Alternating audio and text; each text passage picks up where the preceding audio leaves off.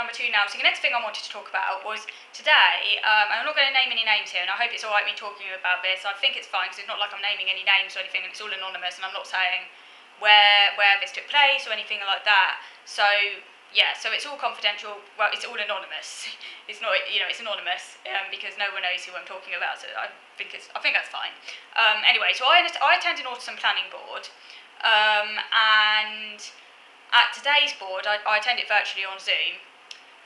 For Chair, she's a lovely person, by the way, and if she's watching this, just let her know. I mean, she probably isn't watching this, but I just want to say, because I don't want to cause offence or anything, she's a lovely person, and she's very nice.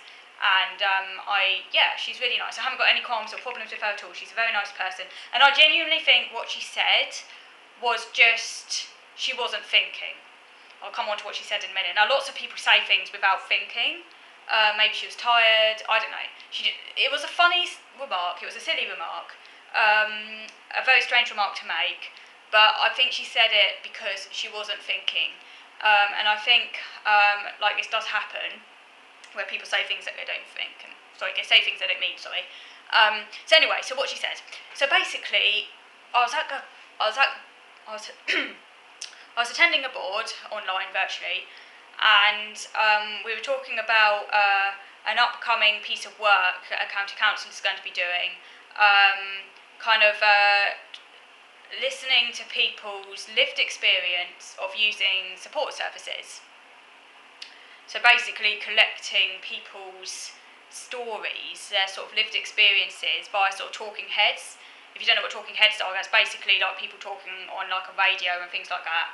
I think that's right, yeah, talking about their personal experiences, about using care services and talk about their positive experiences of using care, with the hopes that they can then feed that back and try and get more people to work in support services. Now, the thing that she said, which I thought was strange, and which made me feel a little bit pent up until I'd kind of clarified the issue with her and actually told her she was wrong, was when she said that she didn't think that anyone attending the Asperger's syndrome self-advocacy groups in the area, or those who were sitting on the board, used support services, that this would probably need to go to those in the learning disability groups, that she didn't think that people attending the Asperger's syndrome self-advocacy groups or attending the Autism Partnership Board received support packages or had that level of need.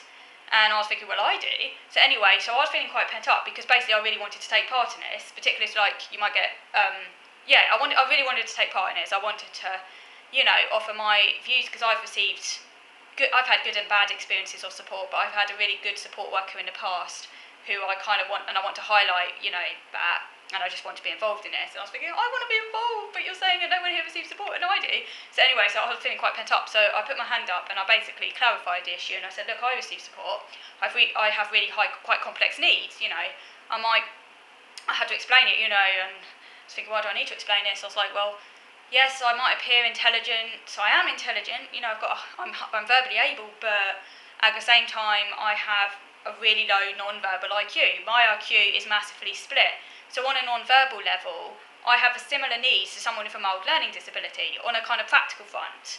Because I've had an IQ test, my non-verbal IQ is below 70, okay? And when I was a child, it was below 70 but quite a margin. So basically, if my verbal IQ wasn't so high, I'd have a learning disability. But because my verbal IQ is so high, and this is because of autism, and it's common in autism, which is why autistic people often fall through the cracks, because we have such a split profile. It's kind of quite unusual. It's very much part of the autistic profile, actually. Not all autistic people, admittedly. And it also depends on your type of autism and things like that. I actually don't 100% fit into the Asperger's profile. I'm more kind of typically autistic, but on what used to be called HFA. Because, but even though I appear more like someone with Asperger's, but my level of functioning is similar to someone with what used to be called HFA, high functioning autism. So basically, because my verbal IQ is really high, but my non-verbal IQ is really low, they're both at opposite ends of the graph.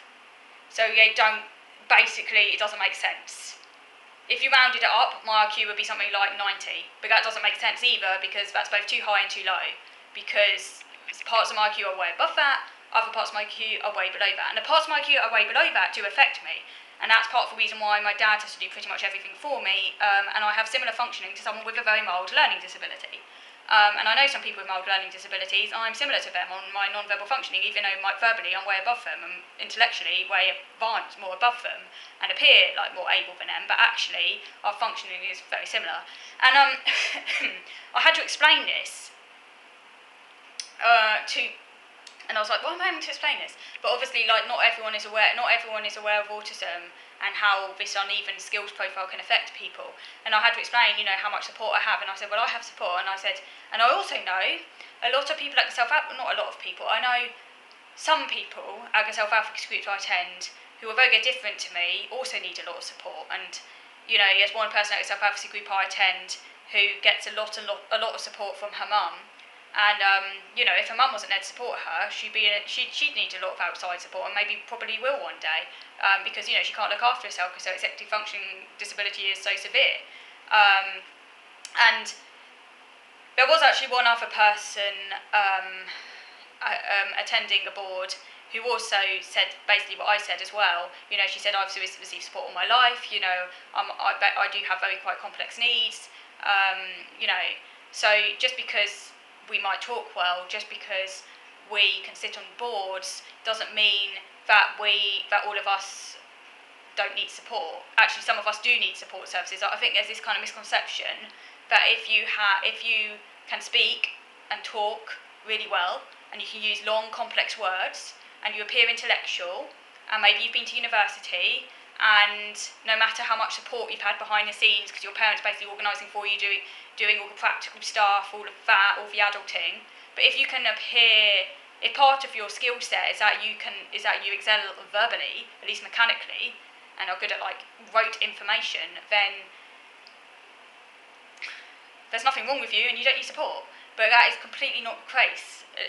So I had to explain all of this. But afterwards, I was like, why do I have to explain all this? Surely it's obvious. But I think she basically spoke without thinking. Because I think she was a bit embarrassed, because afterwards she said she had made a massive assumption. She said, she made an assumption. I think she must have forgotten though, because I'm sure I've said before how much support I get. And also, another member who no longer attends was quite a high support need autistic. Very verbal like me, but needs a lot of support, although you wouldn't necessarily know by the way she speaks. And I think, obviously some of the people who attend the board are very able, and quite a few of them are in work and, have pretty functional lives, but that doesn't mean that all of us do. And I just feel that, it's a massive sweeping assumption, and it made me feel rather left out and disenfranchised, because I felt like I wasn't able to take part in this study because of the assumption that none of us ever receive support, and it will just go to the learning disability teams because they all have support. But obviously, if you are Asperger's in inverted commas, then you don't need support, whatever, which is not true. So I did have to explain all of that and clarify the issue yet again. As I've already said before on this channel, my greatest disability is my verbal ability, because people hear me talk and don't just focus on that and not what it's almost like my great verbal ability, which is great, then but it clouds over, obscures, for difficulties. It's kind of like I can talk the talk, but I can't walk the walk, basically, because my executive functioning skills are crap. If it's part of my interest, like cooking and food, that's my special interest. I excel at that because it's my monofocus, my hyperfocus. A bit like some autistics are obsessed with gardening. They might do really well at that, but they might really struggle in other areas. It depends on what your area of hyperfocus is. Some autistics are really bad at cooking, but because it's not their area of hyperfocus, but they might be really good at building models. I can't do that because it's not my hyperfocus. If I ever became hyperfocused, then maybe I could learn how to do that, but I'm not hyperfocused on it. But executive functioning means that we do really struggle with practical skills and adulting and all of that kind of more bigger picture stuff, and I don't think people always realise that. But anyway, do let me know what you think, and thank you for watching.